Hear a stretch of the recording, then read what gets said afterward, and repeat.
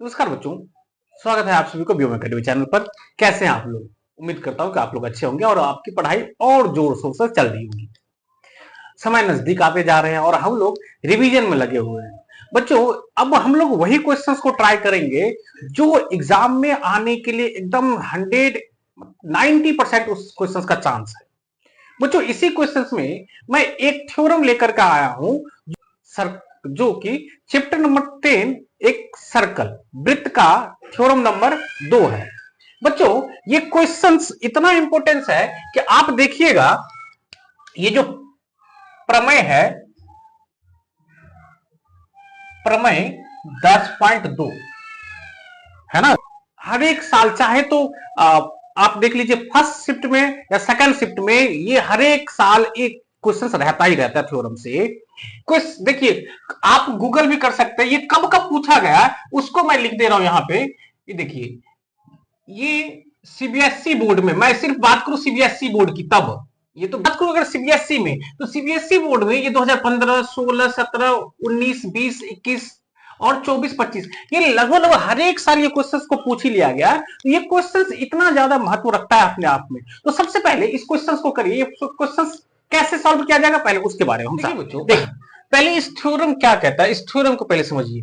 Theorem कह रहा है the length of two tangents drawn from an external point to a circle is equal.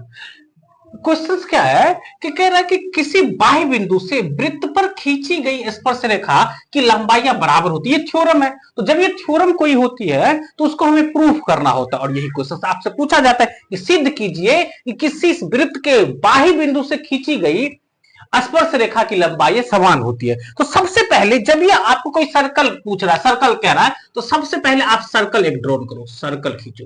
हाँ, circle बन गया, देखिए एक बार बन भी गई, वाह वेरी गुड। अब देखिए बच्चों, अब ये सर्कल खींची गई, ऐसे तो नहीं खींची गई, इसका एक कोई सेंटर होगा। जी हाँ भैया, सेंटर होगी, हम उस सेंटर का नाम दे दिए ओ। जी हाँ, और कह रहा है इसके बाहरी बिंदु से, तो हमने इसका एक बाहरी बिंदु ले लिया, ये जिसका नाम हमने दे दिया ए, इसका नाम हमने दे दिया ए।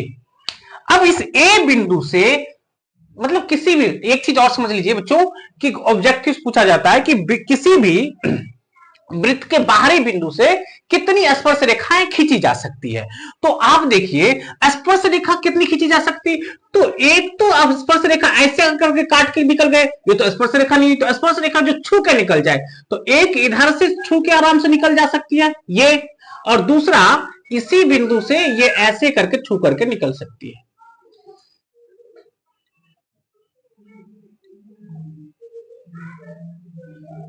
ये है ना, तो ये एक बाहरी बिंदु से, किसी भी वृत्त में बाहरी बिंदु से अधिकतम 2 ही स्पर्श रेखाएं खींची जा सकती है। अब कह रहा है कि अब सिद्ध करिए, अब इसका नाम भी दे दीजिए, जैसे इसका नाम हमने दे दिया है P और इसका नाम हमने दे दिया है Q। देखिए, तो अब इस दोनों की लंबाई आपको क्या कह रहा है, इक्वल प्रूफ करने के लिए कह रहा है। तो अब इक्वल कैसे प्रूफ करेंगे, तो सबसे पहले आ जाइए, आप क्या करिए, तो जो चीज दिया गया है इस थ्योरम में उसको लिखिए। आपको क्या दे रखा है, तो आप यहां पे लिखोगे दिया गया है, दिया गया है, या फिर इंग्लिश में गिवन। क्या दे रखा है, गिवन क्या है बेटा आपको, कि ओ केंद्र वाले एक वृत्त है, ओ केंद्र वाले एक वृत्त है, ओ केंद्र वाले एक वृत्त है जिसके बाहरी बिंदु का नाम हमने क्या दिया बेटा, बाहरी बिंदु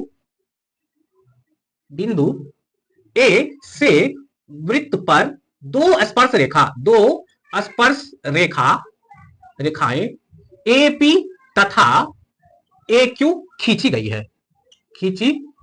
है।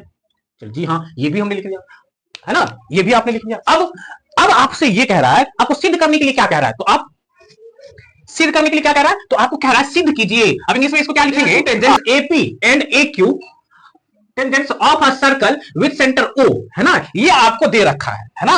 अब आपको कह रहा है सिद्ध करने के लिए, सिद्ध सिद्ध कीजिए। क्या सिद्ध करने के लिए कह रहा है कि बाह्य बिंदु से वृत्त पर खींची गई स्पर्श रेखा, ये जो बाह्य बिंदु है इससे जो स्पर्श रेखा खींची गई है ए पी और ए क्यू, इस दोनों की लंबाई समान है क्या? मतलब आपसे ये पूछ रहा है कि ए पी और ए क्यू की लंबाई बराबर है क्या? तो आपसे क्या पूछ रहा है, यहां पे लिख दीजिए। आपको क्या सिद्ध करना है? तो ए पी बराबर ए क्यू, ए पी बराबर ए क्यू, ये आपको कह रहा है प्रूफ करने के लिए। अब आप इसको प्रूफ कैसे करोगे, है ना? तो आपको प्रूफ करने के लिए सबसे पहले आप क्या करिए, एक और कंस्ट्रक्शंस करिए। क्या कंस्ट्रक्शंस करिएगा बेटा? तो हम यहां पे कंस्ट्रक्शंस कर देंगे, ये ए से हम ओ को मिला देंगे, ए से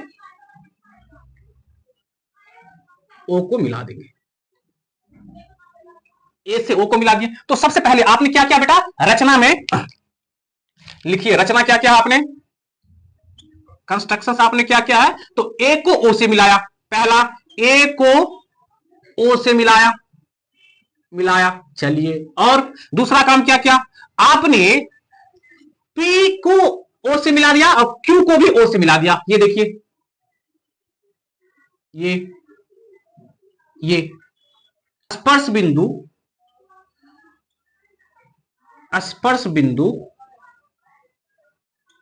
P और Q को भी O से मिलाया। आपने ये दो काम कर दिया। एक,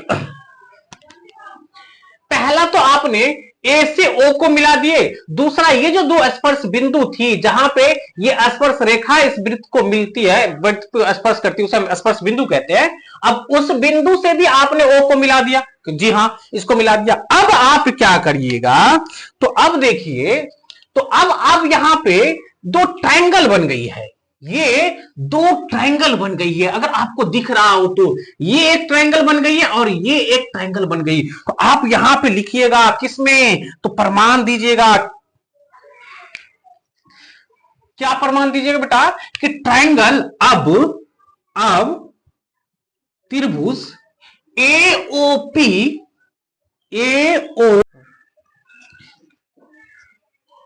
है ना। अब देखिए एओपी तथा एओक्यू में, एओक्यू इस दो ट्रायंगल में आइए, तो आपको क्या देखने को मिलेगा बेटा, कि भैया यहां से ओपी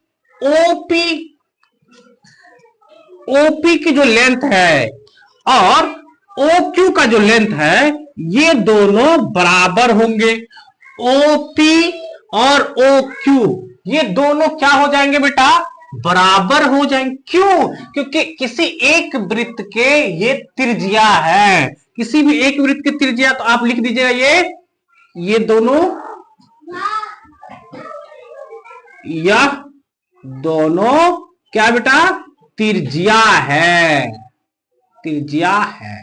जी हां। जब इसे आपने त्रिज्या बना दिया है, तो अब दूसरा क्या है बेटा, कि ओ ए दोनों त्रिभुज में आ रही है, जी हां भैया, इस वाले त्रिभुज में ये और इस वाले त्रिभुज में ये आपस में बराबर, क्योंकि ये दोनों एक ही वृत्त के अलग अलग त्रिज्या है, तो दोनों बराबर होंगे। अब ये जो है, ये ओ ए दोनों त्रिभुज में आ रहे हैं, ओ ए बराबर ओ ए, ये बराबर है क्योंकि ये उभयनिष्ठ भुजा है। क्या है ये, उभयनिष्ठ भुजा है। लेकिन हमको दो ही चीज मिला है, तीसरा चीज क्या, तो अभी आपने इससे जस्ट पीछे पढ़ के आए हैं क्या, कि किसी भी ट्रायंगल के अगर स्पर्श रेखा, किसी भी वृत्त के स्पर्श रेखा उसके त्रिज्या जो होता है वो स्पर्श रेखा पे क्या होता है, लंब होता है। ये इसका मतलब ये भी स्पर्श रेखा है और ये त्रिज्या है, तो ये भी 90 डिग्री, और ये भी स्पर्श रेखा है और यहां पे भी त्रिज्या है, तो ये दोनों कितने डिग्री का एंगल बनाएंगे, 90 डिग्री का। तो आप इस ट्रायंगल में आप ये लिख सकते हैं कि एंगल APO बराबर एंगल AQO बराबर 90 डिग्री। बोले हाँ या ना।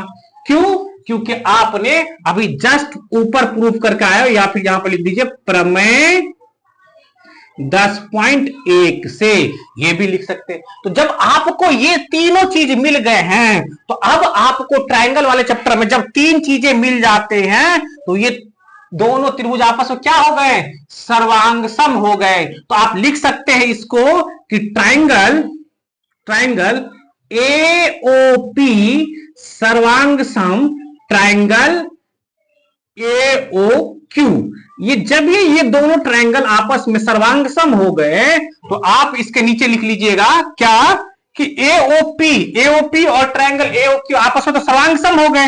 और जब ये सर्वांगसम हो गए तो बाय सीपीसीटी से क्या कि अगर यदि दो त्रिभुज आपस में सर्वांगसम है तो उसके सभी संगत भाग भी आपस में क्या होंगे, बराबर होंगे, है ना। यही सीपीसीटी कहती है। तो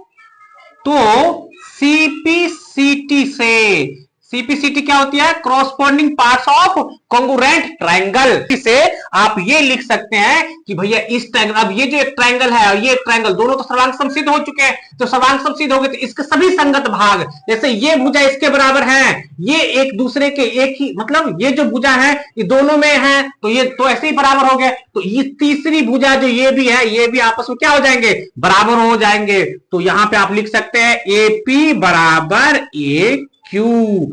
प्रूव्ड, यही प्रूव करना था। क्या चीजें समझ में आई है कि बच्चों, ये बहुत इंपॉर्टेंट थ्योरम है, इसको अच्छे ढंग से आप लोग लिख लीजिए, समझ लीजिए। जो चीज नहीं समझ में आए इसको बार बार पीछे जाइए और फिर इसको देखिए, फिर भी नहीं समझ में आए तो मुझे कमेंट करिए कि हाँ भैया ये चीज समझ में नहीं, तो इसी चीज को फिर से हम दोहरा सकते हैं ना। चलिए।